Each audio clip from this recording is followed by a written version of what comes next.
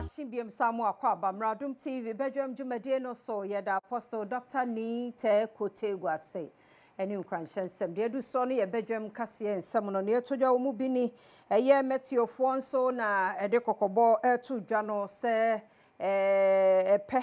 and say I a pe ebeban sure no tono. Ebe wo fom kakrenti ebe hekua fo ye de honsam no ebe bro na fe kolebun som panifo echiremu so ono mo ye adwuma no den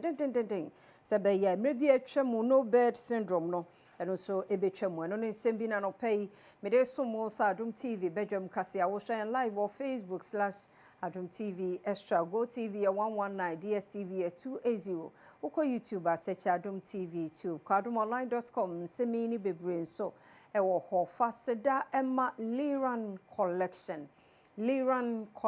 oko Instagram oho na daro man we design atade kama fefefe e de amma me ahwehwe ni one de always Frederick Opticals midin de afia amankwa tamaklo afia ni DMT said en samni chemo ankasa etie Ekuafo nyina yie efrise Matthew one mo hwe wiemu nsakra ye ho nsam so e de kokobo to edwa chiremu se ewiemu beye dry ebe we say nsuo no enhyeda ma sa ntino kwan bia wo mo ebenya bia nsuo kakra bia eto no wo mo hwe so wo mo adibedi dwuma emu nsam Adom TV kase eto so mufo no ye ya na ye nya hwe ye yenhwe nioma ye de be kata fom me enya fom no sakora ye ndododo ne yenfan enkata fom na sensuo na amampo a efom be nwunwunya manomai na aba ansa na nsuo na abetwe nti ye sre Ganafo ye sre kwaefo wo mo nhwe esi ase hu se nsuo no emu betetete ama ye nomai na abre ekwaefo no nya hwe yi anu si na Director General da Jemeta no Dr. Eric Suman enso kire hia say meteorological awareness month wo de hyehye so ene kokoba e wo se wo de ma omanfo de ye hu ni se yen dwumadi ayi di no nipa bebre adase omonte ase papa anase omompo ennim dwumadi na ayi di no enti yi march asi ho march no 23rd ye da well methodist ene omo life nso stobri ye best ati omotimi atie yem forecast no no mo de dwuma no mo de abom ho ban. Deputy Director of General Services Wokolebu Teaching Hospital Cynthia Fremajachi na ene wodin enchemu ene ensamo bafa maternity block eho ensam yesiesie no na nka ahwase ne de on yesa che tinko mu dwiragu na nso se animdifo behwehwe mu no edan no ho odin pa ntin sakraye mum ene woso wono mo eye nu achi nso ha bia wo mu Wokolebu ni tichu so bi yare ede ne beba yesem pani ho no eno so yade a wo mu siesie ni nyina Adom kase etwaso lebu ya wa omunim obu ho a onim se bibisa na omode enkaebo a enye ka ewoye ho aha nti abese amanfo ehu se ne de ekoso Wokolebu ase ne amapapa ye nka ono nti ne ye sa de winyina okay oh baby ti say maternity say na dan na ye dada aha nti no mfiti ase no ye adwin se ye bebu but ye frɛ omo nim die wom eso omo mra mehwe omo behwe no mu se eye dan a eye din ye betimi ayusu enti ye decide say ne ye besiesie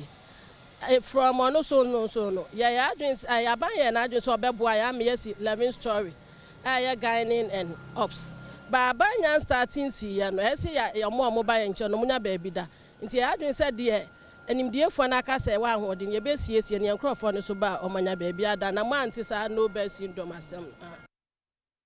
Ghana mantumu na ye way into Adom TV ne wasa wotie bia wo ya mamre ne amane mu no ye de bebro na ye kwa asante a amansanchi amekwadwo bi mreku abo awuramu pe de nti a edin manhyia no ankasampo ebaye eho nsam eni bosome eye bosome a ye de edi Ghana ho enkomo ne sa yesunti ene Adom kase ya ba pie mu asante mantem ha ye hwe enkuro ene eho abakosem ne kwan kora efa so ebaye ne sa yesunti nei dimachi na yenkosua manhyia eho abakosem kwan be na edi manhyia no ye nya ye wa asante mam ha osande ne manhyia no kane no nankanya ha ena sabia nya do osande ne na himfie esie osande ne ahimfie nanka ewo babia ne fro kwa aman ya eben adum ade a behye no nso eye baabi a military museum wo no baabi a military museum wo no ben Kumasi Central Post Office no ho na Osante hina hemfie ankasa esie na omo ne abrofo ntokoya na ntokwa baako ya etwato sebe ya friend ya Santo antokoyi abrofo no timidi ye so no omo di Asante so no omo ya nse ene obia baabi ahemfie no wo nyina omo afa omo gi saa ahemfie no efam ho nyina afi Asante nsem ana koduru mre bi na koba Asante hene esese osaba ofuru Seychelles oba na je na ahemfie ene baabi ote na yagie na oba obetran ne enna omo hu tafo nanka ha nyina ka tafo ho saa mre no ndi tafo hene ya nse yo mi wura bade a ene me de aha efa bi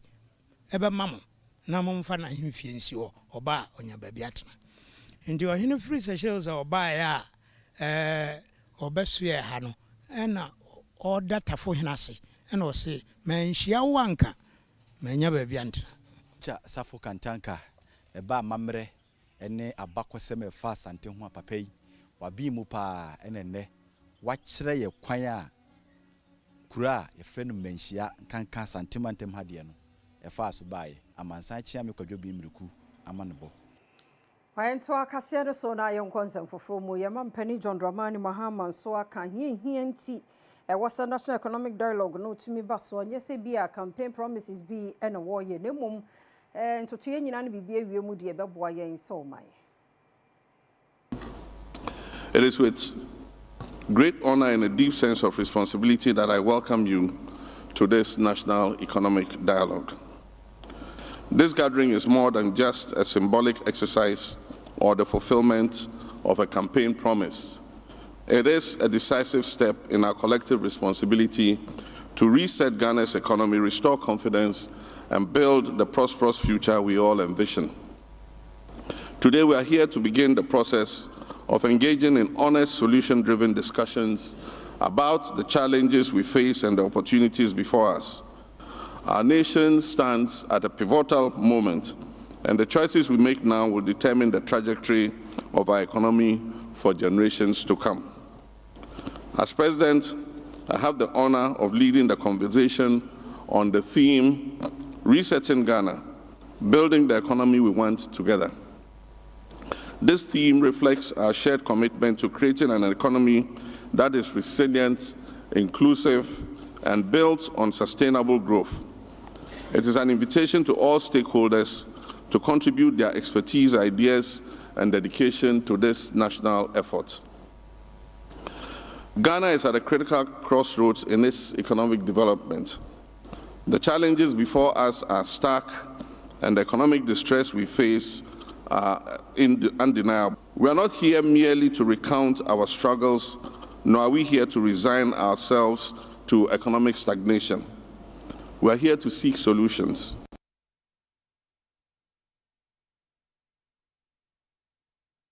Now, was Uncle Way Moon or so for trade, agribusiness, and industry. So Elizabeth Fosu Ejare and a day to Jachomo say the ministry necessary no ye pa. Now, when you saw the Huna partners or met me a boy whom more day near my crown or do one day. And no baba formal send dear ye mum ya de air call, or mujidi yes as ye and a cyberboa, na ye see no so ayacono. Related to my ministry in the pa because Oshe and your man Ayera Mahama Kanoa. Ye said ye be import substitution. The crack said, New man, ye important baby bagana hano. A quaint bear soon be fire baby wa haya. Na ye use na ya export to bimpo. Na ye city na ye strong. Na Eddie can ye na young commend highly, Excellency John Dramani Mahama. Or the atu ye nim say. Omobema seed money. I am excited. First budget or the seed money for Women's Bank ne beba. Ama ye di ashase. Enwechi eno swafa wo hwekua yensem so erikopoku. Ekyerete nhye bi aban no eye ewo cocoa board. Sebe yi a aban dada ne ka na eda ho no obetimi atua awie. Because nipa didi cocoa no ho edoso. Cocoa nko afi bi etima $2 billion. Yesi e call IMF 3 years ye pe $3 billion. And ye hwe cocoa yi a within 3 years na pay $3 billion you bet me more than $6 billion.